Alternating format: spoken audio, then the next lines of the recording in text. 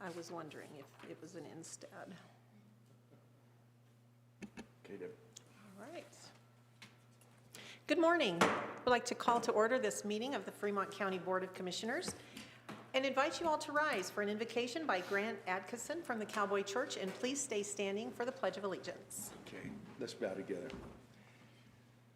Father, our forefathers were certainly wise. It's on our money that we trust in you, and it's on the walls of Congress with different scriptures and in those buildings, and we certainly need that for our county, our city, our state, our nation. Father, thank you for our commissioners. Thank you for this county that still honors you by opening in prayer and a pledge to our flag, a pledge of allegiance. And we just pray that you would bless and strengthen our commissioners and their family, all of our county leadership, all of our city leadership, and then, Father, intervene in our state, in your power and your will, and in our country. And we thank you for that. It is in God we trust.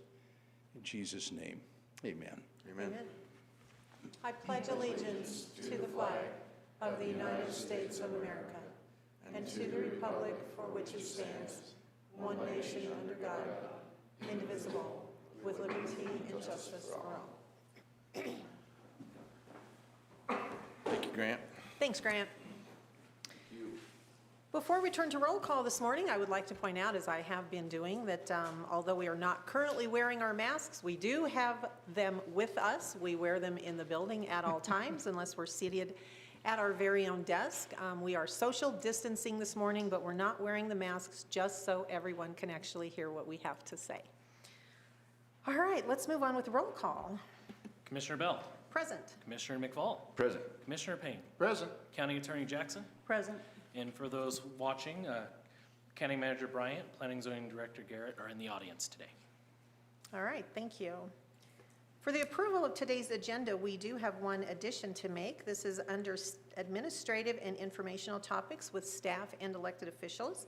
We are adding A, County Treasurer's Semi-Annual Report and Public Trustees Quarterly Report by Kathy Elliott, our County Treasurer. We are re-lettering current A and B to B and C. With those changes, Madam Chair, I move to approve the agenda. Second. It has been moved and seconded to approve today's agenda with the addition as stated. Any further discussion? Roll call. Commissioner McFall. Aye. Commissioner Payne. Aye. Commissioner Bell. Aye. Motion carries.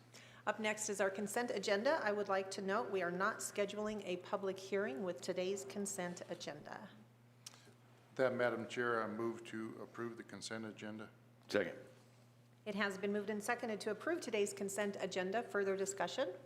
Roll call. Commissioner Payne. Aye. Commissioner McFall. Aye. Commissioner Bell. Aye. Motion carries. Thank you, Justin. We turn next to administrative and informational topics. We begin with staff and elected officials. And up first is Kathy Elliott, our County Treasurer. Morning. Good morning. Morning. Good morning. So, looking at the public trustee report, it's the work has been down significantly. That is with the direction of the president with the moratorium on foreclosures. Last I checked yesterday, HUD is looking to extend all FHA moratoriums until the end of this year. That does not affect Fannie Mae or Freddie Mac loans. So I'm thinking that probably after the 1st of September, unless the president does something, foreclosures will probably pick back up. The only things we're getting now are on vacant land, vacant homes. Those are the only things that or individual to individual lender, borrower. Those are the only ones that we're able to follow through the whole process. I see the total number of foreclosures initiated over the past quarter is 3, and I've never seen the number that low, so that explains why. Yes. Semi-annual report, compared to last year, we're up at the same time frame. We're up by approximately $5 million. Looking through and comparing, it was pretty much across the board. There wasn't any one specific fund that jumped out. So I have a quick question for you, Kathy. I understand with your treasurer's semi-annual report, those are supposed to be reported according to statute in January and July. Yes. And it seems like the last few years, we've been getting this report late every summer. Can you explain why? Actually, I thought I had done this. And then we had a conversation yesterday morning, and I went back to the office, and I'm like, did I not do that? Did I do that? And I have been lax, and I am going to work on that. I thought I had done this already. Was being shorthanded. We're working on other projects, trying to get some outstanding taxes collected, and I've just, this is a twice a year, semi-annuals twice a year, and public trustees quarterly, and it just does not resonate with me that I need to get that done. And I will make a concerted effort to get it done in a timely fashion. Thank you. We would appreciate that. Did you say you're shorthanded? We are, with I don't want to hire a new person at this point unless foreclosures pick up.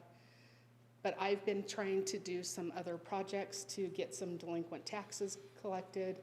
I sent out 26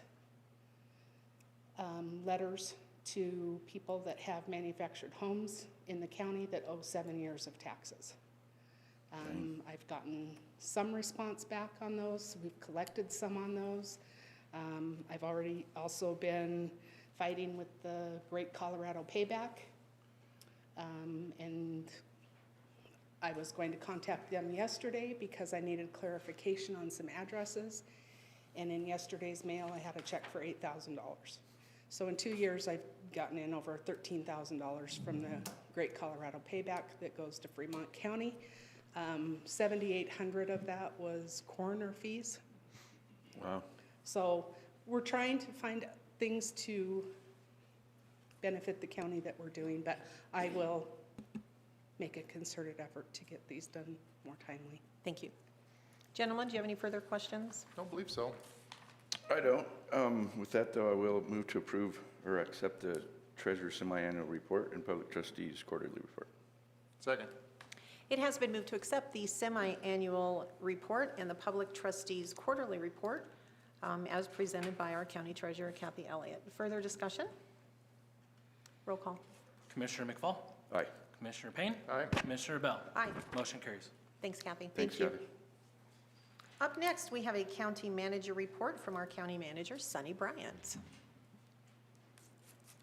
Just as soon as we do some quick sanitization. Thank you, Sean. Good morning, Sunny. Good morning, thank you. Okay, so just a couple of quick updates. We are well into the budget for the 2021 year, and so the departments and elected officials are all working on their requests. We will have those compiled and submitted to the commissioners in a preliminary budget at the end of September, and then presented to the public at the end of October to start that review process. We have sent out the RFP for the community center at Pathfinder Park. And so we did receive a $1 million DOLA grant to go towards that project. We have money from the 4-H Foundation, and then we have been saving money through conservation trust funds. So we're estimating it to be about a $2.2 million project. So we're very excited to get that going. And they'll have the site visits and start going through that process here over the next few weeks. So if you're an organization that is interested in looking at that RFP, it can be found on our county website, which is www.fremontco.com. And there is an other resources tab, and it's got the bid portal. So all of the bid documents are on there. You can submit information so that you can stay up to date on that whole process as well through that portal. And then the last item, and we'll go further in depth later in the agenda, but we are working on the Restart Fremont County Business Grant Program. And so we have received a few applications, and we've opened up a second round of applications that we're getting ready to start looking at. So like I said, we'll discuss that further in depth here in a minute. So that's all I have for the manager piece, unless there's any questions or comments. No, I'm just excited about the Pathfinder build, so I'm so excited about this. Been working on it hard, and get some contractors out there and let's get some bids and let's get a building going. Yeah. Okay, and so moving on to the sales tax report. So these numbers are through June of 2020. So the retail sales tax collections in the month of June came in at $679,003, which is up $115,547. And year-to-date, we are up $534,784 from last year. I'm not sure why our screen's so blurry, but we'll get that fixed before the next meeting. And my screen here has frozen. Let's see. Okay, so the auto use tax collections for the month of July came in at $127,927, which is up $11,018, and year-to-date we are down $36,317. The construction use tax collections in the month of July came in at $20,703, which is down $107,666. We have not received the quarterly remittance from the municipalities, and so that's why that number is reflected of that. So when we receive that, we should get back on track with those numbers. And the lodging tax, we received the month of June, and those came in at $37,337, which is down $21,983. And the discussions we've had with some of the local hotels, motels, RV campgrounds, all of those, they've indicated that March and April were slower months, but as May, June, July has progressed, that they've picked back up. So we're anxious to see what the next quarterly report will be, and we're hopeful that we'll get back on track with that. And then the sheriff's 1-cent retail sales tax. So the collections for the month of June came in at $452,669, which is up $77,032 from last year. Year to date, we are up $356,522. The auto use tax came in at $85,285, which is up $7,346. And year to date, we are still down $24,211. And last is the sheriff construction use tax came in at $13,802, which is down, but as I indicated, when we get the quarterly remittance from the municipalities, we should be back on track. So, are there any questions? All right, no, nothing here. Nope. Thank you so much, Thank you, Sunny. Sunny. Thank you. Things are looking pretty good for the county right now. I think when the car inventory comes up at the dealerships, that'll pick back up too. Yes, I Their think so as inventory's well. way down, so it's pretty Absolutely. interesting. All right, we also have a report this morning from County Clerk Justin Grantham. Good morning. Thank you, Madam Chair, and good morning. And with the indulgence of the chair, I have a little bit to talk about. Certainly. The rhetoric over the U.S. lately has been that the USPS is inadequately funded or low on manpower to deliver ballots across the entire set of states. And I wanted to assure voters now that we have and in the past have had a great relationship with the United States Postal Service. The state of Colorado, along with some other states, have been doing mail ballots for 20 plus years. Fremont, Colorado, less than 20 years, but still the same concept. We adopted in 2013 the mail ballot system in the state of Colorado, which allowed all counties to do mail ballots to all active registered voters in the state.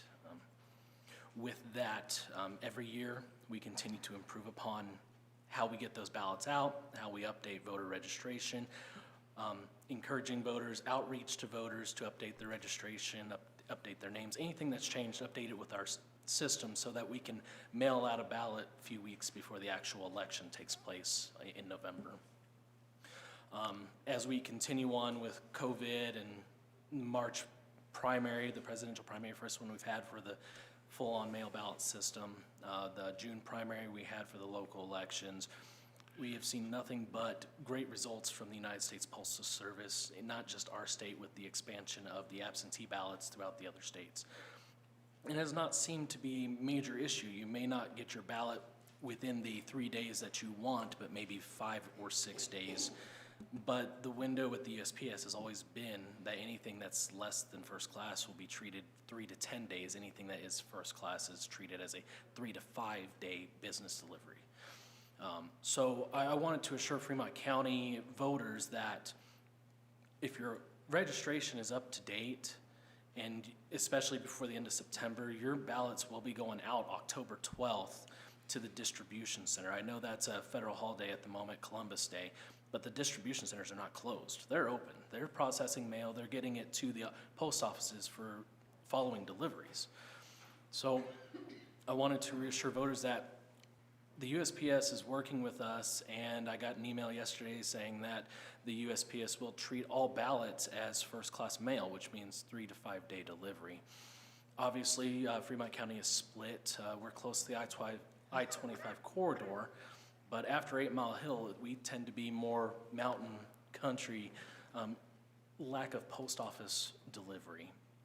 And that if you don't have your post office P.O. box up to date, that you probably should do that as well. And that requires mostly putting your name onto the P.O. box, signing off that you are the resident, so to speak, of that P.O. box so that you can receive mail, because ballots are unforwardable through the USPS.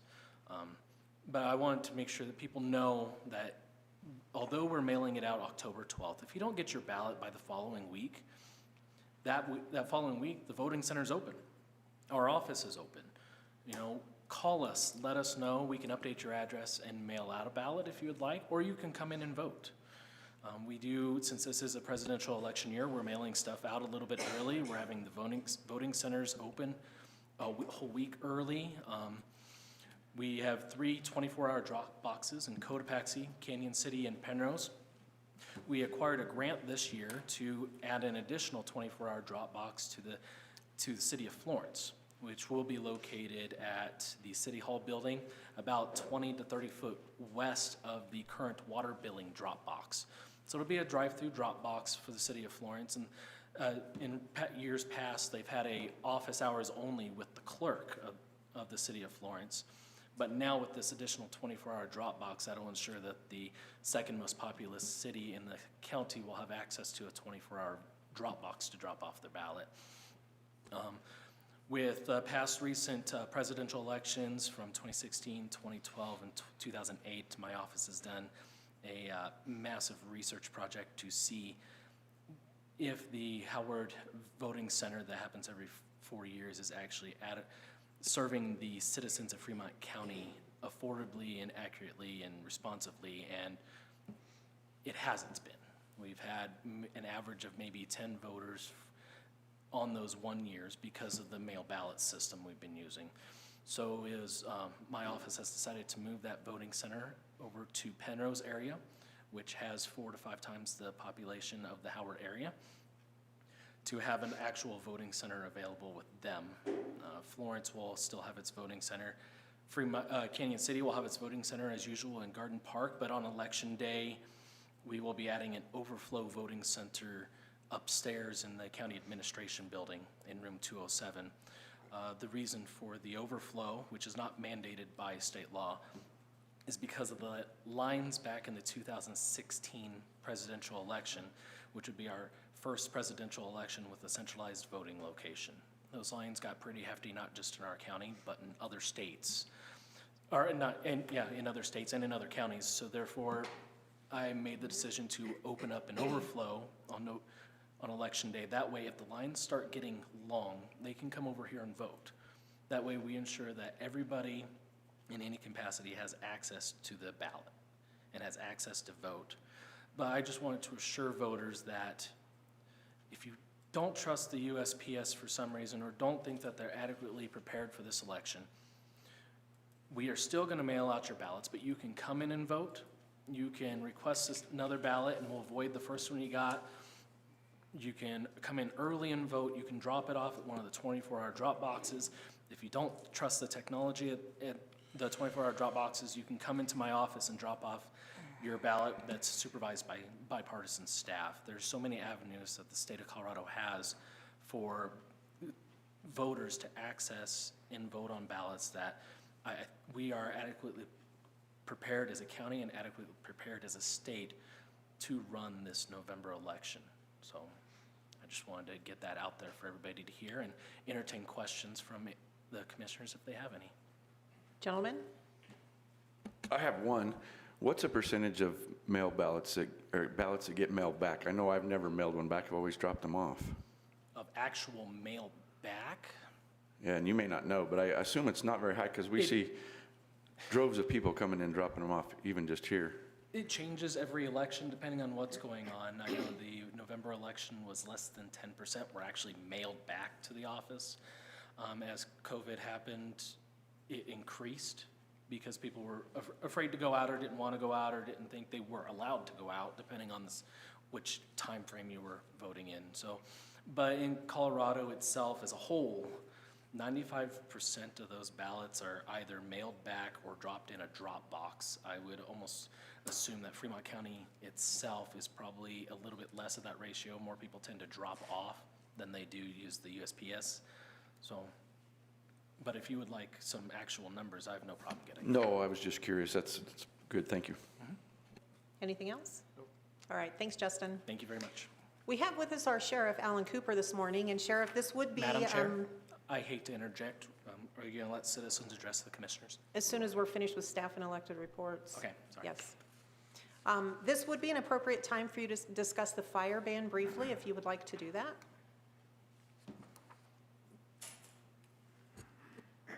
I can take it up. Yes, you may. Yes, I'm requesting that we move Fremont County into stage 2 fire ban. We've all seen what's on the news. I mean, you can look outside right now and see the haze. It's going to be here probably most of the fall, and it looks like the fires are going to continue. I know Fremont County currently doesn't have one. We started off the fire season with a couple of small ones. We're able to knock those down pretty quick. But as I get out and travel through the county and I see what the conditions are like and the lack of moisture, I'd rather be way safe than sorry, so no fires. All right. So we're currently in stage 2. Stage 2. as All right. of Thank you, 5 Sheriff. o'clock yesterday. All Thanks, right. Sheriff. Gentlemen, anything you would like to report on this morning? I have nothing. Yeah, I want to kind of That microphone. And what the sheriff was just talking about is, you know, there's a 135,000 acre pine gulch, which we're seeing a lot of smoke from. The Grizzly Creek fire, 32,000 acres. Just north of there, there's 2 other fires, 11,000 and 20,000 acres. It's very, very, very dry out there. So being in stage 2, you can still use your barbecue grill, I think, as long as it has gas that can shut off, but no open fires whatsoever. Be very careful out there. Don't park in the tall weeds. Don't use your chainsaws. No welding on pipe out in the grass because it's dry. Just use common sense and let's not have any fires here because they get very, very, very expensive. And I think there's over 1,500 firefighters in the state right now. We don't need any more. Let's let them guys worry about fires somewhere else. So thanks for that, Sheriff. I appreciate the stage 2. All right. I just would like to briefly mention Thursday, I will spend the day up in Denver with Colorado Counties Incorporated. We have a board meeting, our first face-to-face since March, so we're a little excited to do that. There are only going to be about 10 of us in a very large room, so we will all be appropriately socially distanced. I have the opportunity this year to be serving as president-elect for CCI, so that's pretty exciting. We're all very deep in the process of deciding what our 2021 legislative priorities are going to be for the counties of Colorado. And I just want to let you know that we're still out there every single day advocating for the citizens of Fremont County. Even when you don't hear about it from us, we are working very, very hard for all of you. Okay, up next, citizens who wish to address the commissioners on a matter not scheduled on today's agenda. And I see with us, we have Mr. George Story, who would like to come to the microphone. Good morning, George. Morning, George. Morning, Good George. morning, ladies and gentlemen. I hope everyone is doing well. And I would like to say that I saw a Dodge Charger in the parking lot with a police package probably pushing 550 horses. I wouldn't try to outrun it. You couldn't do it. Anyway, I had a 1970 Dodge Charger, air conditioned, a real nice vehicle with a 318. They were Dodges. That was a good car. Anyway, I'm really thankful that Marcos spared Louisiana a bad punch, and the stock market liked it yesterday. It went up 379 points to close at about 28,309. It's only off its high by 5%. And now we all need to say a little prayer for Hurricane Laura, which is going to hit Louisiana. It looks like to me, per the Hurricane Tracking Center in Miami, it looks like it's going to hit LSU and Cajun country. So we need to say a prayer for those folks. Prayers always help. They never hurt. And we need to be thinking about those folks. If you want to help, the Red Cross in Washington will be glad to take your money and help those folks. They're going to need a lot of our help, and I'm sure willing to do whatever I can to help them. And I think I'm really for the vaccine to eradicate this COVID-19 virus, and it's coming really soon. The media is jumping all over the place on this thing. We need to simplify this thing. England was hit first, and I'm doing some guesswork, probably came up with 30,000 doses of the vaccine. AstraZeneca in Oxford, England, they got hit before we did, and they came up with a vaccine first, and we're consulting them, and what we're doing now is Moderna in Massachusetts, I've tried to contact them. I'm trying to hurry up, get us some doses here. I can't get through, and I can't speed the process up. But they're in Massachusetts, and the Trump administration has put $1 billion behind it to come up with 100 million doses, which I've changed my estimate to mid-September and not late September. It's coming, a vaccine is coming really quick. And we also have Pfizer in Connecticut. They're right there too, working 24/7 on this vaccine. You can't get through, and I'm glad you can't, because they need to be working on that vaccine. And I've also, the Trump administration put $1 billion behind it. It takes money to do anything, and money doesn't grow on trees, but the USA is going to do it. This virus is messed with the best country in the world, and we are going to defeat it. And this is, I'm changing my estimate here, I'm saying mid-September. This vaccine is coming really good, and we have to all think positive. And you see this fake Band-Aid. When you see the real Band-Aid, I'm going to be the first one to take it, because these vaccines are all in trial 3. They are proven to be safe and effective. They've helped people that were in rough shape. They've helped people, and I'm going to be I know a lot of adults that don't want to take it, and that's their prerogative. But I'm going to be the first one that takes it, and I'm going to spread the news around here. In an hour, the whole town's going to know where you can get it. And I hope, we don't know when it's going to hit. It just is going to hit how many doses we get. You know, say we're 30% of what, 6,000 would be 2,000 doses. I'm guessing at these numbers. You know. But what you have to think is think positive through this whole thing. We should do something with this virus. We should check on people who are older. We should help people out, because when you help people out, they can help you out. You know, sometimes, you know, check with people. Can I pick you anything up from City Market? Can I, you know, drop anything off? Help people out, and they will help you. That's what we need to do. And through this whole thing, my weakness has always been cooking. I had a crock pot, and I'm okay with it. But I've got in my humble abode, which is, it's better than a tent. And air conditioning, I got everything, you know, working real good. I came up with a toaster oven. I had a toaster oven. And the first hamburger I cooked like to kill me. I didn't know what I was doing. The second hamburger was really good, and I started with hamburger meat because it'll give you a little... All right, George, we're going to have to move on, sir. Oh, okay. Anyway, I learned that I can cook fish. I can cook anything. Anyway, thanks for letting me speak. And number one country in the world, USA, USA, USA. Thanks for letting me speak, and everyone have a good day. Thank you, George. You have a good day as well. We have no old business to consider this morning. Typically, we would move right on to new business, but the hour has reached 10 a.m. and we do have a public hearing scheduled for this morning. So we will move right into this public hearing.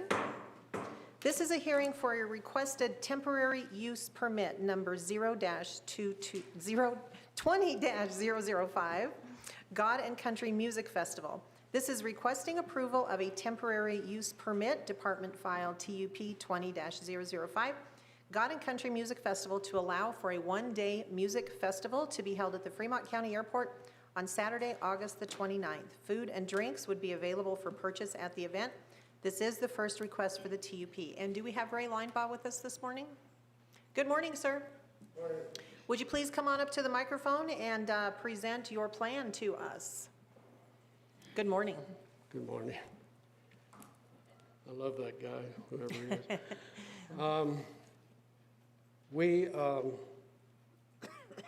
It's going to be 2 events in one day because of the COVID, and we're complying with all the COVID restrictions.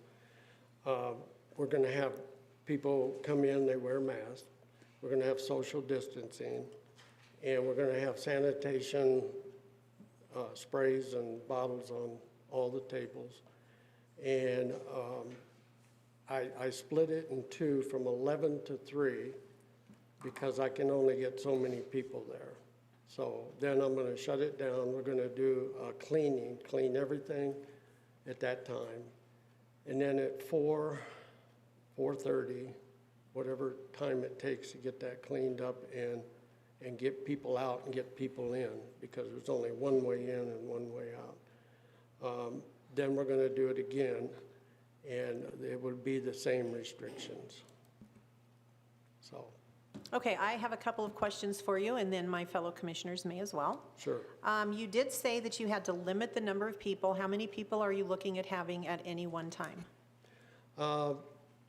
250 right now is what is required, plus staff.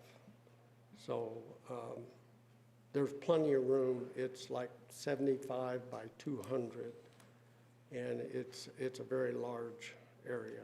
So when you say 250 right now, are you thinking that number might change before Saturday? I haven't heard that it's going to change. If Okay. it changes, yeah, but right Okay. now the restriction is 250, and we will comply. And what is your plan to comply with that? Will you be counting people Yes. coming in? Who will be doing that, and who would be Yes. responsible to turn people away if 251 people show up at your gate? Yes, we have our committee, our volunteers, they're going to be stationed at the gate. We're charging $15, and the reason and all veterans and first responders are free. The reason I'm doing that is try to cut the crowd, because if you advertise free concert, you got everybody that's coming that really don't care about veterans or first responders. So we are charging $15. We will have somebody there at the gate counting people as they come in. It's like the Walmart deal. Okay. What about security for your event? Can you address that? Yes, the security will be, I've talked to Alan Cooper about that. So we'll have that. I've talked to all the different police departments, Tammy Wagner. I've talked to Shane Prickett, and we're honoring them, so they're going to be inside the event. All the time, there'll be first responders there.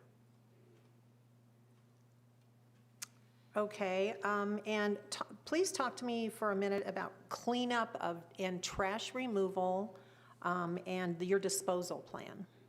Yes, we've got, we rented the big 55-gallon, we've got 6. And I've got volunteers that are going to be stationed throughout the whole thing at all times. And I'll have somebody in charge of the sanitation. We've got 3 porta potties and 1 handicap, so they'll be inside. And then we're gonna have the bottles for, for, Hand sanitizer? there you go, Okay. got them. And they'll be all around, so, So are you renting those Yes. trash? yes, from Howard, Okay. yeah. I've already made that deal. Also, it's gonna have, the whole place is gonna be crowd control fencing. The whole thing is gonna be fenced off. Okay, and you have mentioned volunteers and staff a couple of times. How many people do you anticipate that to be? Volunteers and staff, probably 30, 35 people. All right, gentlemen, do you have further questions for Mr. Linebaugh at this time? Yeah, I have one. Looking at the letter from the health department, she suggested that you have a hand washing station. You've mentioned that stuff, but you have a hand washing station as well? Yes, I rented that also. Okay. Yeah. In your application, you put down that there's 5 porta potties, 1 handicap and 4 for all others, and now you say there's 3. What's the discrepancy here? I talked to John about that, and he said for that size of crowd, it would probably be all right to have the 3 and the handicap. Would that be John Howard from Yes. Howard Rentals? Yes, and Okay. the stage that I'm getting, he's pulling in. So the stage is gonna be at the far end, and it's very high, so everybody that's on the stage is gonna be away from the crowd. And somebody's going to be cleaning those toilets periodically throughout each event? Yes, yes, we'll have, I've got plenty of volunteers that wanna be a part, so they gotta be doing something, so somebody's gonna get the outhouse. And just one other question on the health department's letter. The one that we have in our packet says 175 people. You're saying 250, but it says if that changes to talk to them. Have you talked to them about that, the health department? I haven't talked to them specifically, but other people have told me that it's still holding at 250. But the letter says that you guys had an agreement of 170 people at one time with 2 different music performances. Please contact her if that has changed. If it's changed from 250 to 175. 175 Yeah, is what this letter says, though. yeah, it's 250 to 175 is, No. What this letter says is that you and her have agreed, Mr. Linebaugh has been contacted by the Fremont County Department of Public Health and Environment for the music festival and has an understanding that the event will be limited to 175 people at one time with 2 different music performances. Please contact Amanda Apodaca if this has changed. I've never got that. When I talked to her, I haven't talked to her the last time I talked to her, we talked about the variance, and the variance was 250. And she says, as long as it holds at 250. This then- was on August and 11th. I'm sorry? August 11th is when this was dated. Well, I haven't talked to her about that, and I have not received that, so I can clarify that, but last time I talked to her, she said right now it's holding at 250. She said it could go to 175, but we will notify you if that happens. And what I understand, it has not happened. But if it has, No, you're It's correct. news That to me. hasn't happened, but I'm just going off of what the information we have and what was given to you, and then what you're saying is different than what this information is. I'm just trying to get some clarification. It hasn't changed from our variance being approved at 250. well, okay. So I'm going by the 250 until I'm told otherwise. And I can clarify that with her if that works. for I you. think you should, because this says that you had an agreement with her, or an understanding with her, that it was 175, so that should be Well, clarified. it was 100, yeah, if the variance was dropped, that was the agreement. She said, will you abide by the 175? And I said, yeah, if it drops, we'll abide by as many as we can get. And she also said it could go up from 250.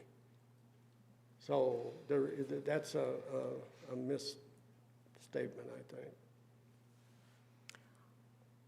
That's all I've got for now. I had another question. Oh, I know what it was. I have seen a lot of local advertising for this event. Yes. Where else have you been advertising? Have you advertised in Pueblo, Colorado Springs, Denver, Salida? No, Westcliff. Westcliff is the only, I put it in a paper there. But as far as advertised, one of my music groups has come from Colorado Springs, but I have not advertised out of that. Okay. All right. Anything else for Mr. Linebaugh? Okay. Have a seat, and we'll get back with you again in a little bit. Okay, thanks. Thank you. All right. We have a staff report now from Planning and Zoning Director Sean Garrett, who is also acting as cleaner and sanitizer this morning. Good morning. Good morning, Okay, Sean. So we have got all the minimal requirements for this application. You guys have addressed a lot of the concerns, the COVID. With that too, I don't know on Amy's response, it was reviewed as the 5 porta potties, not the 3, and so I don't know if there's gonna be any concern there if that's dropped down to just 3 based upon the numbers. So we may need to confirm that as well. Okay. If all the COVID is followed and cleanup is properly completed, then this should satisfy the Fremont County regulations for a TUP. Are they asking for any waivers? The cash and surety bond.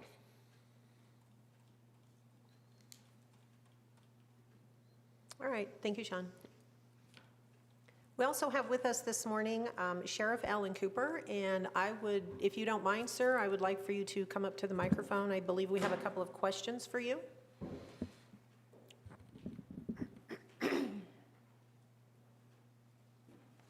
Good morning. Good morning.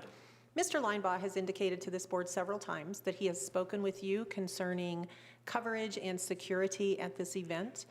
Can you explain to us what your understanding is? Are you planning on having deputies there on Saturday to help patrol this event? We will have 2 deputies for each event at the gate, at the entrance.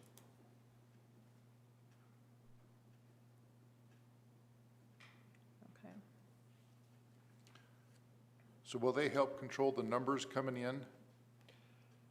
No, Okay. unless the numbers exceed and people, I mean, if they become unruly or something like that, then we will intercede. But they will not actually be counting people. Okay. So will they once in a while check in with the counters to see where it's at, possibly? They should be side by side. Yeah. Yes.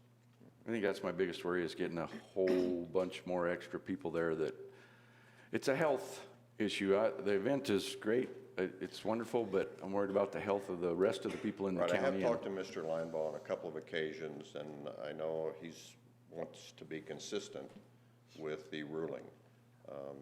And so he understands that there will be some limitations, and unfortunately, some people may have to wait for the later show. And hopefully no one goes if they're sick of any kind. Correct. That's a risk you're going to take everywhere you go today.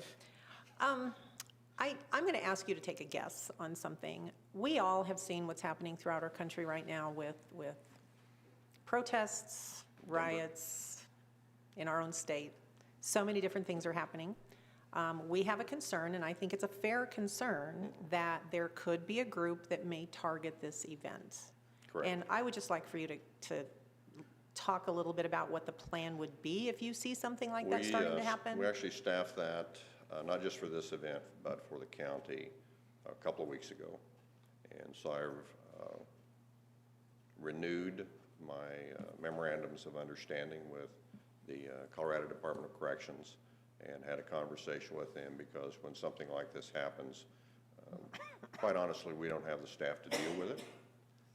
But I have used Colorado Department of Corrections SORT team when I was with the city, and had them on standby. So that's my operational plan for this event. So would they actually be on standby on Saturday? They'll be waiting for a call, Okay, but they're not going to be at the event. okay. Gentlemen, do you have further questions for our sheriff? I don't. No, thank you. Thank you so much for being here. All right, this is a public hearing, so I would like to ask if we have anyone in our audience today that would like to stand up and speak either for or against this event. Come on up, George.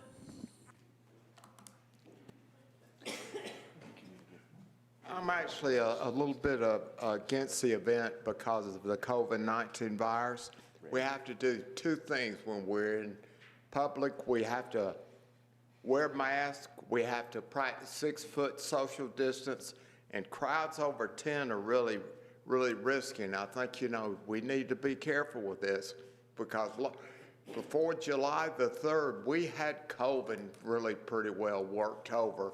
And now the big crowds in Sturgis, South Dakota, the big crowds that are over 10 people, they're sending kids home from college because they come to party. It's really not healthy to have over 10 people. But with all this smoke out here, what has helped me, I did karaoke on Saturday night, and I brought the house down. But I was careful. I practiced, everyone was singing. I was the best singer there.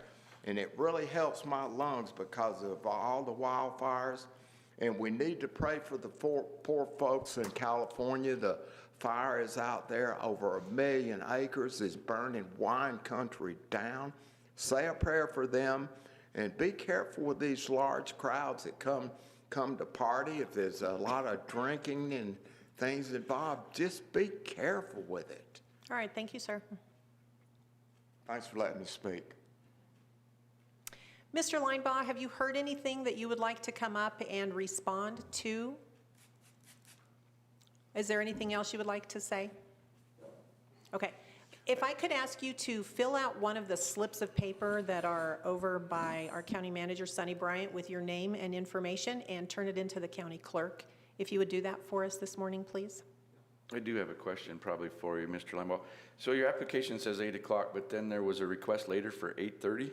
Yeah. Say again. So your application initially said 8 o'clock, but then it says that later there was a request to go to 8:30, so 11 to 8:30, essentially, with the break in between? The reason I did that because I started getting a little panicked about getting everybody out of there at 3 o'clock, and you got a whole crowd coming in at 4 o'clock. So I was going to give myself an extra 30 minutes because we got to clean everything. And I thought it was a smart thing to do is to give people a little bit more time because there's only one way into that event. And if I may say, the reason that we picked the airport is because there's only one way in. And if we do get demonstrated, then they can't get to the event. And Alan Cooper assured me that he can hold the road okay. The other thing, we are going to have demonstrators out there. There's a group called Blue Lives Matter that has contacted me and asked if they could go and if they could, hold signs up that are positive. And I tell them, do not put BLM, Blue Lives Matter, on that because it's going to look like Black Lives Matter. People get them. So they said they would just do that. So if you do see people there, they're not protesting against, they're supporting. So I forgot to mention that that's going to be, and I've talked to Alan Cooper about that, and that's okay. The main thing, I might want to add this. This thing is God and country. And we're lifting up God. They're burning Bibles now in some parts of the country. This is not only an attack on our first responders and our military, but it's an attack on our Christian beliefs. And so that's one of the main reasons that we're doing this is we're elevating, we're lifting up God, and then all the first responders and all of our veterans. All right, anything else? Who is going to do the actual count and keep track of the count of people going in? The counter, the person I've got somebody that's going to do that. Okay, and they'll be right there with the deputies. And I she's assume. sitting right back there, so. Okay. So She she's just got here. voluntold, I think. So she won't be surprised on Saturday? Those two count, let me tell you. And there's no alcohol at this event? No alcohol, no any kind of alcohol. They can't bring in alcohol either. And want to clarify something.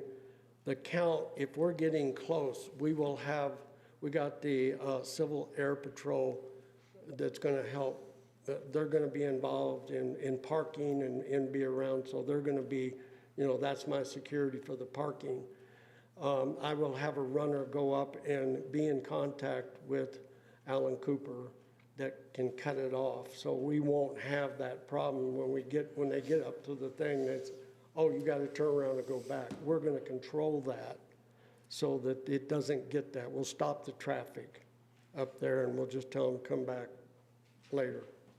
So that part, I'm sorry, I forgot to tell you, but we are gonna take care of that. Well, I'm going to bring up one of the elephants in the room, and that is the fact that we saw advertising of this event before you even came to the county. Yes. And that's a little upsetting to the three of us, also to the county manager, planning and zoning. Well, That's an issue. Well, it may be, but I talked to Shane Garrett and told him, and he says, as long as we put a disclaimer at the bottom, at our advertising, and if you'll look at all my advertising, I put a disclaimer. And I know, look, this COVID thing's hurt a lot of feelings. And it's hurt my feelings, hurt your feelings. So I'm sorry if you got your feelings hurt on this, but I did put a disclaimer. That disclaimer actually came from this board. Sean is the one who told you about it, but Yes. just to be clear, we were the ones who said he has to start having a disclaimer in any advertising that he does. So, I never doubted yeah, that. that did come through planning and zoning, but it came from this particular board. Yes, and yes, Okay. I figured that. Yeah, okay. I probably have a couple questions for Wes, if you could answer them. Sure. So I was going to make a note that we did receive a letter. Wes had a conversation with the FAA because we are an FAA airport and we have to abide by all of their rules and regulations. And we did receive a letter from them saying that this event had been cleared by them. So just to make that clear. So, all Okay. right, go ahead. Is any of the county property other than the runway right there going to be used, like hangars or anything? The area, you can see on the picture, it's just the little north part of the ramp, and they were going to use hangar 14, which is half of our office, the other half's a shop area. So they had requested to set up some tables in our shop area to hand out information. And you're okay with that, Wes? Yeah, yes, I told them that was okay. Okay. Okay, and with this being, as Commissioner Bell mentioned, FAA controlled, there's no firearms coming in on the airport property? Currently, we don't have any fire aircraft at all. They're all stationed up north with all the big fires. You said firearms. Firearms? Guns. Guns, Guns. Oh. weapons. Sorry. I know, with all the fires going on, it's, I'm glad Right. there's no firefighters out there. I really am. Good to I was know. thinking fire operations, yeah. What was the question again? firearms allowed on airport property? No, I imagine the sheriff, it wouldn't be a problem for them to have it, but other than that, nobody else should have firearms. Because of the FAA designation. Right. Yeah. And it's posted as such, is that correct? It is, Okay. there's signs on the gates. Okay, Anything else? yeah, Anything for No. Wes? thanks, All Wes. right, thanks, Wes. All right, last call for anyone who would like to stand up and speak. George, you've already had your turn at the microphone, so thank you. All right, anyone else? All right, we're going to close this public hearing. Gentlemen, do you have further questions of anyone, further discussion? If not, the chair is prepared to accept a motion. I have a comment or two, I guess. Like I said, I appreciate your event, what it stands for and what you're doing, and I appreciate you and your service. But you got to remember that we're, I guess for lack of a better way to say it, in charge of the health of everybody in our county. So we look at the things a little bit different than everybody else does, and that's why it's so important to us that, I guess I'll speak for me, I think they would probably parrot it, but that the amount of people that go in there is what you say it will be and not anymore. Even at that rate, I don't know whether people will get sick or not. I have no clue. We hear the same thing on the news. You know, I hear the same thing as you do, but our numbers have not really been huge in Fremont County. We're a lot different in rural Colorado than they are up in the big cities. And I know there's been other events around that have had large number of people, and I don't hear any escalation in cases from those either. And I hope this is the same way with this, but that's one of the things that we have on our mind as we're listening to everything that's going on. I think every one of us agree and appreciate what you're trying to do. We're just got other things on our mind at the same time that we're trying to appreciate what you're doing. So I just want you to know that too. It's just very important because we've got near 48,000 people in just our county, and half of them feel like you do and half of them feel opposite of you. So we've got to take everybody into consideration. So that's something that we deal with on a daily basis actually, but that's it, I guess. Okay. Okay. Comments, Commissioner Payne? Well, I'm like Commissioner McFall. I appreciate what you're trying to do, but I'm a little concerned about the security. I feel a little better about the sheriff saying he's going to have 2 deputies at each event at the front gate, which makes me a little bit more at ease. I'm a little concerned about trash and the pickup there. With that, Madam Chair, I will move to approve temporary use permit 20-005 for the God and Country Music Festival. However, I will deny the surety bond. The waiver for the surety bond? Yes. And require that bond to be posted? Yes. I'll second that. It has been moved and seconded to approve the temporary use permit 20-005 for the God and Country Music Festival to happen this Saturday from 11 a.m. to 8:30 p.m. at the Fremont County Airport. Food and drinks will be available for purchase at the event. And with this motion, the waiver of a cash and surety bond has been denied, so that waiver would be required. Do we need to assign a resolution number to this at this time? No? Okay. Do we need to, is this surety bond a certain amount? Do we need to put that? How does that work? You can set that at the amount that you feel comfortable with on the cash or surety bond. Do you know what a typical amount might be, Sean? We haven't had one for a long time. Is it just for cleanup? Yes. I don't know, 500. 500, $1,000. yeah. And I wouldn't require a surety bond. They can post cash and get that back if they don't want to get a bond, because a bond Okay. will cost a premium. So Right. cash or surety bond? Well, cash instead of the surety bond, Right. so that they get the Just cash post back. it and then Yeah, get the cash back. Okay. In the amount of $1,000? Okay, sure. that Okay. sounds good. All right, there is a motion and a second on the floor. Further discussion? I guess clarification of that is $1,000 up front in case you don't get the property cleaned up after the event and the county has to clean it. If you clean it, you'll get that money back, is what that is. Okay. All right, anything else? No. Roll call. Commissioner Payne. Aye. Commissioner McFall. Aye. Commissioner Bell. Aye. Motion carries. All right, good luck to you out there. We're depending on you to do things the way you're telling us you're going to do them. All right? Okay, Good thank you. luck, thank you. All right, we finally turn to new business this morning, and we're going to start with a report from Mike Madone, who is here with the Fremont County Heritage Commission, and he has an annual report for us. Good morning, Mike. Good morning. Yep, he's got a mask up.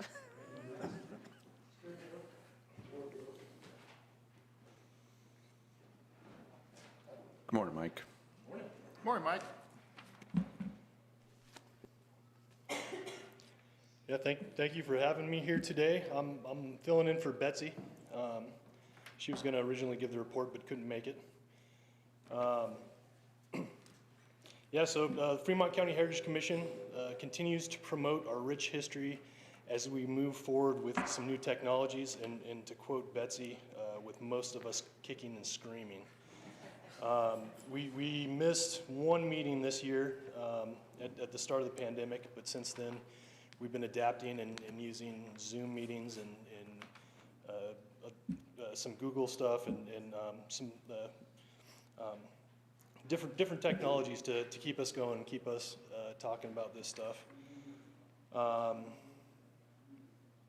Yeah, there are a lot of pros and cons to these virtual things. I'm hoping we get some good stuff out of it as time goes by. It is a lot easier to attend a meeting virtually sometimes. Over the past year, we've seen some challenges. After years of work trying to form a CLG for Fremont County, it was decided by the county that we'll wait and see how the towns of Canyon City and Florence CLGs will play out. It's kind of disappointing for the outlying areas that can't fall under the umbrella of either Canyon City or Florence, but throughout this process, we've started working with the Fremont County Planning and Zoning on their applications in relation to heritage conflicts, and this is a huge step forward. This would be part of a CLG. So I wanted to thank Fremont County Planning and Zoning for their support as well. We're still plugging along on our heritage guides. They continue to be a great resource for educating the public on our different heritage sites. We are currently in the final stages of adding 2 additional guides to our collection. The first one being a windshield heritage guide, and it's basically a condensed version of our other guides. It's mainly on a virtual platform, and we started working on this so that we can kind of follow all the new COVID restrictions and guidelines. It combines many of the other guides into one location, along with other points of interest that are not necessarily found in the other self-guided tour booklets. The second guide will be the South Canyon Geological Tour Book. This recently fell into our laps as the result of the windshield guide and will be published with many photos of the geology in our area. We're looking forward to both guides, and they wouldn't be possible without grants provided by the Tourism Board. So thank you to them as well. Our applications for new landmark sites took a hit this past year. Obviously, it's harder to meet and interview people with their applications. But we have received 1 application for the Coaldale Cemetery, and we're hoping to be able to meet with them soon and add them to our list. Heritage Days, we have canceled that due to lots of cancellations for many of the events we typically have. But we're looking at other ways to work on preserving our heritage through different forms of technology again. We're asked about the historical importance of the Harvey Bridge at Parkdale. And the bridge is on its last leg. It's going to be removed, but we've been working to take pictures, took some drone footage, and we're working with Del Booty to do a 3D model, which turns out to be very, very inexpensive. And hopefully that's something we can put on display in the display case that we like to use to show off a lot of our history and heritage. And yeah, that's basically it. Wanted to keep it short and sweet. Just wanted to thank all those that help educate, preserve, and promote Fremont County's heritage. Commissioner Payne, do you have anything to add? You're the board liaison to this commission. I am, and Mike and I also sit on a board with the City of Canyon City, and we're getting the application for the CLG with the City of Canyon City, the certified local government, and we are going to see how that works with the City of Canyon City and what kind of improvements they can make on some heritage sites within the City of Canyon City, and hopefully someday we can get it out into the county and see how that works. So anyway, thank you for the good report, as always. Yeah, no problem. I would just like to add, Mike, that I think those guides that the Heritage Commission have published and put out, that's one of the most amazing things that I've seen. Most of my family I know have them, and they use them. They set aside an entire day to go out for a drive and to go take a look. And they're so well done. They're put together incredibly well. And I'm excited that you're getting some new ones together, because it means it's going to be time for me to buy some more. I already know that. Absolutely, thank you. And they are for sale, and we appreciate people buying them. They help us to make more, but they are also available PDF form on our website. you can So download and print I got for a free. question about that. You were talking about the windshield guide. Is that available at a link on the website, or how do people access that, or? It's not quite available, but we're wanting to be able where you can access it by your phone, and you can take these tours digitally, stay in your car, get out if you feel comfortable. Some kind of an app, possibly? Exactly. Yeah. I would suggest working more with the Fremont County Tourism Council, because last year, and that was before all this other stuff hit, but we went really virtual, like you said, with everything. I don't know how many virtual meetings we've had, but I think that's going to continue in the future, even if this COVID goes away. So they had talked about, and I think they had gotten a grant about similar to what you're talking about for recreation, but it would also lead into what you're trying to do. So you might converse with them a little more on that and see where they are on that, see if there's some way to bring them both together and everybody, because it's all the same area that we're trying to promote, whether it's history or recreation or whatever. So it'd be a good connection, I think. So check on that a little more. Also, since your printed guides are available for purchase, would you like to let folks know where they can buy those, as well as what is your website so they can go on there and take a look? The website is fremontheritage.com. We've got books all over the place, and we're constantly replenishing them. I know we have some at the library, the History Center, the library in Florence. Chamber. The Chamber, different retailers around town have them as well. They're all over the place. We have them in our office as well, room 105. Awesome. Fremont County Admin Building. All right, Good thank deal. you so much for being here this morning, Mike. Thanks for Thank the you. Good report. to see you guys. Okay. Up next is an extension of the Fremont County Local Disaster Emergency Declaration. And once again, we're going to turn to County Attorney Brenda Jackson for a brief explanation. Good morning. Good morning. Morning. As the board and most of the public knows, we've been in a declaration of state of emergency, both statewide, nationwide, and locally since the middle to the end of March. Fremont County originally adopted the declaration of a local disaster emergency on March 26th. And these essentially run, well, the first ones were in 2-week intervals, and now we're on 30-day intervals. They have to be renewed periodically based on conditions, and these are all based on the COVID virus, and as our numbers continue to rise just a little each day, the state of emergency allows the county to do emergency measures, be eligible for emergency funding sources, and other situations that without an emergency declaration in place would not be available. So the state has now extended their emergency declaration into September. The county has been tracking what the state is doing, and our present declaration is set to expire August 28th. So it's necessary to do another 30-day extension to September 27th and see where we are at that time. All right. Thank you for that. Gentlemen, do you have any questions, comments? I can't explain it any better than that. That's what I'm Thank you. thinking.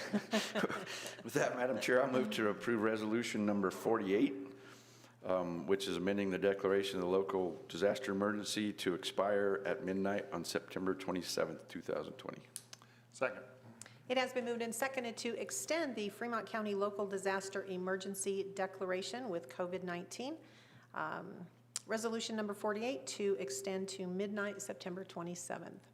Further discussion? Roll call. Commissioner McFall. Aye. Commissioner Payne. Aye. Commissioner Bell. Aye. Motion carries. We turn once again to Sheriff Alan Cooper this morning. He brings before us a proposal and resolution concerning an extension of the 1% Fremont County sales and use tax scheduled to expire on December 31st of 2023. Once again, good morning, Sheriff.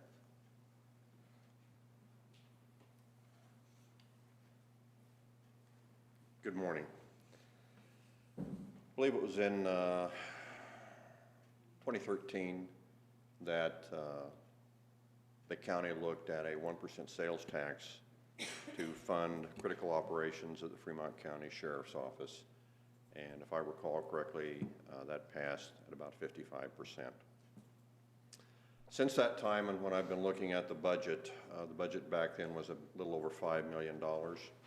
Currently, the 2020 budget stands in excess of $10 million. That's a big jump in 7 years. I've looked at some of the hard numbers. We've lost right at $1 million in our DOC contract. At the same time, my cost to operate that facility have jumped 12% in 1 year. Used to be $82, is now $97. And I'm statutorily obligated to run that detention facility. The honest truth is there's no way to fund that facility if this sales tax does not continue. Some of the other things that we've done with the money, trying to be a good steward, is we've increased our compensation package for our staff to make it a little more competitive. I'm now able to keep more staff, retain better staff, and I think that is it's a little better place to work. We've continued the vehicle replacement program. We've paid off the lease on the marked units that were previously acquired. And we've gone into some purpose-built vehicles for our transportation staff. The one vehicle that they had a little over 200,000 miles on it, and our own county shop manager said it wasn't safe to drive outside of the county. And we routinely made trips to Sterling, Colorado in that. That vehicle is no longer in the fleet, and we've replaced it. So respectfully, I would ask that we go forth and put this on the ballot so that we can continue to maintain the services that we're providing to the citizens of Fremont County. I would like to mention just a couple of quick things. First of all, this original 1% sales tax back in 2013 allowed the sheriff at that time to bring back an animal control portion of the Fremont County Sheriff's Office. Correct. That was something that many, many people had been very distraught that was lost, and I believe that not only is animal control back, but that particular department has actually expanded a bit. Yes, we now have 2 animal control deputies. One has a skill set in small animals and wild animals, and the second is large animals and livestock. And so with that combination, I think we can provide the service that the citizens of Fremont County want, and my goal is to get them trained. There's a state certification for equine protection, and so once those classes open up again, and we've kind of been hampered by the COVID, I'd like to get them at least one certified as an equine expert. The other thing I wanted to mention are those unfunded mandates by the state. I will tell you, as the Board of Commissioners, there's nothing that terrifies us anymore than hearing that more unfunded mandates are coming down by the state, because the state essentially says, thou shalt. They don't give us additional funding for us. They don't tell us how we are supposed to fund it, and yet we shall. And that it's an issue for us every year. But with the newest legislation that was pushed through so very quickly just a few months ago, I know there are many new unfunded mandates that are going to come to the sheriff's office if they're not already there. They're there. Some are, yep. Mm-hmm.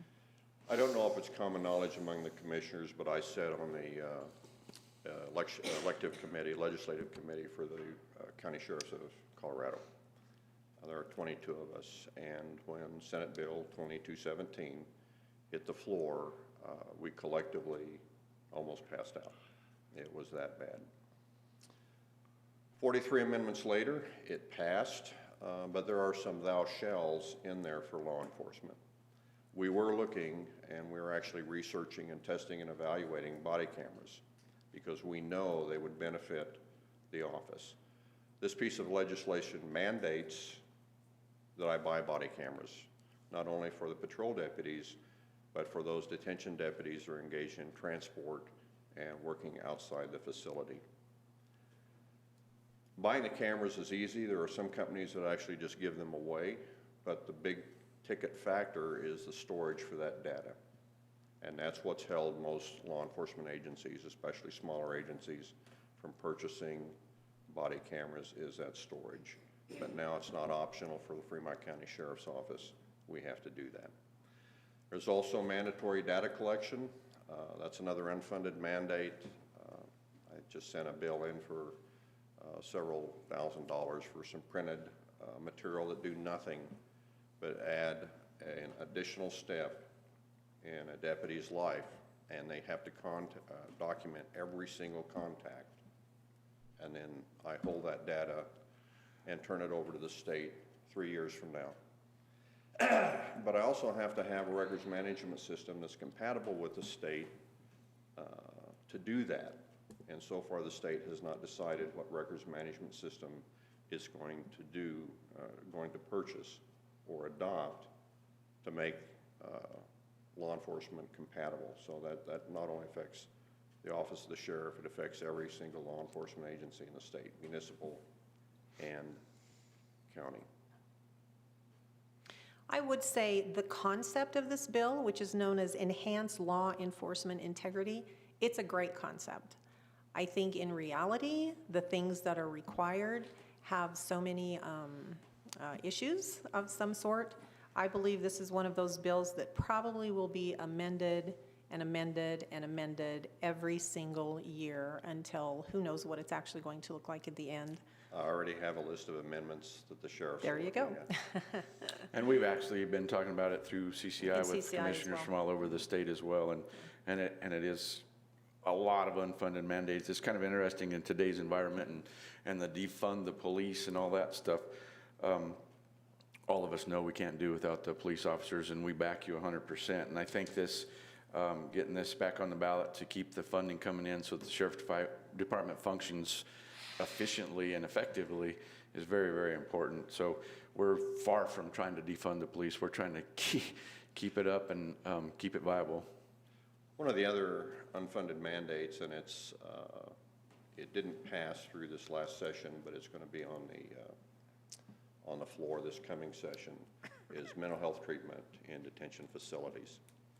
And so I've kind of jumped the gun a little bit on that, and I'm working with our current service provider. And we have increased our mental health mental health treatment and availability within the facility by about 40%. And so a lot of people that are in the facility have mental health issues. And so we're trying to address those on the front end and try to reduce the amount of repeat offenders that we see coming, through the front door. I just think this is an opportunity, as Commissioner McFall said, to prove that Fremont County does not support defund the police. Correct. That instead, we absolutely, completely support our sheriff's office and our police departments as well. I'm going to take an opportunity, if I may, just to let this body know that there's not a day goes by that I am not stopped by a citizen who is telling me how much they appreciate not just the sheriff's office, but law enforcement in Fremont County. And I've traveled to other counties and talked to other sheriffs, and in the rural communities, this seems to be the norm. It seems where this is not popular, and it's not a popular stand for the citizenry, is in the metro area. So I'm very, very glad I live in Fremont County. We're happy about that as well. I assume this is Resolution 49. 49. With that, Madam Chair, I move to approve Resolution number 49 concerning an extension of the 1% Fremont County sales and use tax that's scheduled to expire on December 31st, 2023, and put it on the November 2020 ballot. Second. It has been moved and seconded to approve Resolution number 49 concerning an extension of the 1% Fremont County sales and use tax scheduled to expire on December 31st.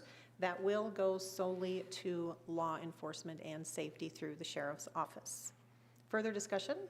Just want to mention that 7 years ago, you and I did this same resolution, Commissioner Bell and I, and we promised at that time that our yearly amount that the county gives you wouldn't change, and it never did. Just as an aside. Yep. All right, anything further? Roll call. Commissioner Payne. Aye.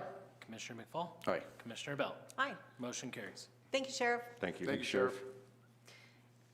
Next new business for consideration is our 2021 holiday schedule, and I'm not certain who's going to be presenting that this morning. All right, we have Tammy Childs with us this morning. She is our HR manager for Fremont County. Morning, Tammy. Good morning. How are you guys? Wonderful. How are Morning. you? So the schedule this year, I used to propose the schedule for both the 8-hour and 10-hour schedule, I used the federal holiday schedule and adapted it to our 2 schedules that we have throughout the county. So DHS is on the 8-hour schedule, they're the only department that uses that schedule. Every other department throughout the county uses the 10-hour schedule, and it provides 90 hours total for all of our employees of holidays. One of that being a 10-hour floating holiday for everybody. So it doesn't matter which schedule people work, 8 or 10 hours, everyone does receive the same 90 hours of holiday. Correct. Okay. Gentlemen, questions, concerns? No. Motion? I have a motion, Madam Chair. Perfect. I'm prepared for that. I move to approve the 2021 holiday schedule as presented by Tammy. Second. It has been moved and seconded to approve the 2021 holiday schedule presented to us for both the 8-hour and the 10-hour schedules. Further discussion? Roll call. Commissioner McFall. Aye. Commissioner Payne. Aye. Commissioner Bell. Aye. Motion carries. All right, thank you. And our final item of business today is a resolution, which will be resolution number 50, establishing a grant program with CARES Act funding for Fremont County small businesses that have been impacted by the COVID-19 pandemic. So once again, we have with us our county manager, Sunny Bryant. All right, so we've had multiple discussions over the last couple of months about one of the eligible expenditures for the CARES Act funds are small business grants. And so we've done a lot of research over the past few months to determine exactly what that eligibility looks like and how we can remain in compliance. So we have opened up the grant application process, but prior to actually distributing any of the funds, we do need this resolution approving to use a portion of the CARES Act funds for this purpose. So Fremont County as a whole was distributed about $4.2 million through the CARES Act funds, and our portion of that is just over $2.2 million. The rest of it was distributed amongst the municipalities based on their population base. And so one of the things that this board has requested is that we look at how we can best utilize these funds. And we all have seen the impacts that our small businesses have had over the last few months and the struggles that they've incurred. And so I think this grant program will be a fabulous way to try to help these organizations get back on their feet, make sure that they're not that they're able to recover from all of the losses that they've experienced. And so there is an application, the guidelines, some of the potential reimbursements and everything are located on the website.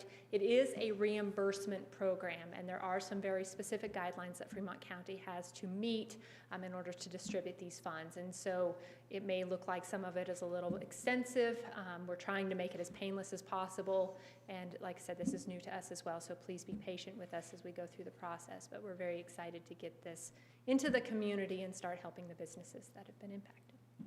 Thanks, Sunny. I think it would be fair to say we're all really excited about this program as well. We worked very hard to get the state's share of CARES Act funding to be distributed also to local communities and to counties. We had to work really hard for that, and so we automatically knew that if the county was able to receive those funds from the state, we were going to also share with our own municipalities. And then we found out we also would be able to share with our local businesses. Some businesses here in Fremont County, I know, have been relatively unscathed throughout, but that's certainly not true for everyone. There are businesses in this community that are really, really hurting right now. And it's our hope that this will help them out and in some cases maybe even help them to stay in business for someone who was looking at maybe having to close their doors. And so we continue to look every day for new ways to distribute this and for new avenues for people to take advantage of these kinds of grants. One of the things I will mention that we recently discovered we can help with are either rent payments or mortgage payments, utility payments, insurance payments for those businesses. And those were things that previously we did not know would be allowed. So we continue to ask the questions. We continue to try to find new avenues for folks to be able to take advantage of this. But the reality is it's federal money. It's flowing from the Treasury Department, and they are the ones ruling every single thing that we do. But it's been an interesting process so far. And I really hope that we have a lot of businesses that work very hard to take advantage of doing this, so.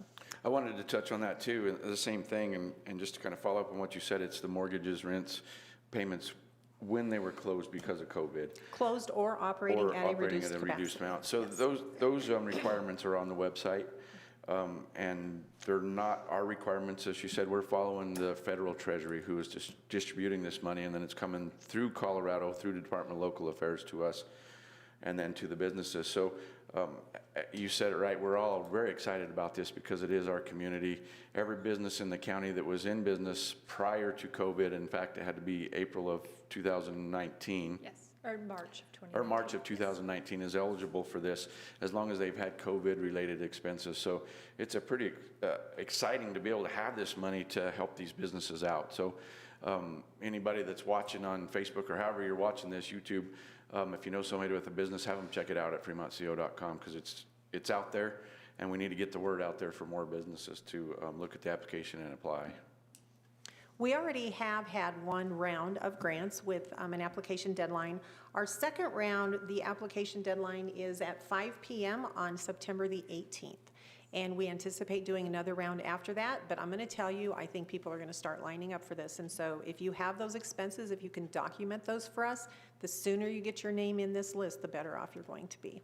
And I also want to add that these are expenses through December, and so it's a very quick turnaround. This is something that, you know, it can't be something you're planning on, you know, eventually purchasing, but it's going to be very quick, where you have to submit all of the reimbursement requests. We will get the payments processed and get our reimbursement requests submitted to the state. And so it's something we definitely have to be timely on. With that, Madam Chair, I move to approve resolution number 50, establishing a grant program with the CARES Act funding for Fremont County small businesses impacted by COVID-19 pandemic, as explained by County Manager Bryant. Second. It has been moved and seconded to approve resolution number 50 to establish a grant program with CARES Act funding for Fremont County small businesses that have been and continue to be impacted very negatively by the COVID-19 pandemic. Further discussion? Roll call. Commissioner Payne. Aye. Commissioner McFall. Aye. Commissioner Bell. Aye. Motion carries. All right. Thank you, Sunny. Thank you, Sonny. And with there Thanks, being Sunny. no further business to come before this board, we are adjourned.